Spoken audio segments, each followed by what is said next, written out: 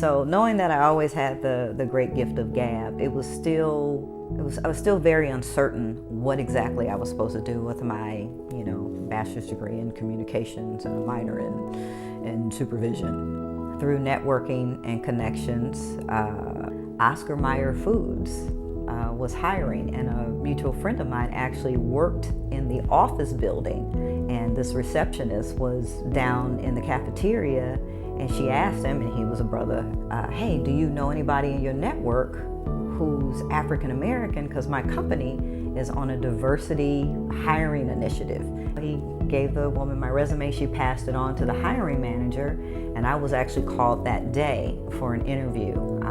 So drove from Gary to Chicago, because that's where Oscar Mayer was headquartered at the time, and interviewed, and the reason why I got the job was because of my athletic background. There is something to being a salesperson and being a high-level athlete, and the discipline that it takes and the training and the endurance one must have to have in the sales environment, to be able to, wherever it be cold calling, to continue to go knock on doors, and by any means necessary, making that sale and closing that deal. So I spoke highly of, and he asked me tons of questions, and that was actually the most intriguing piece on top of graduating from Purdue University. He was very impressed by that, and being a Division I four-year college track and field athlete.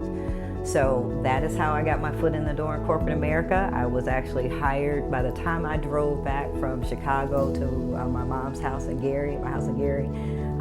He had called and left a voicemail that I had gotten the job. So super exciting, but guess what? I had no clue of what I was actually getting myself into.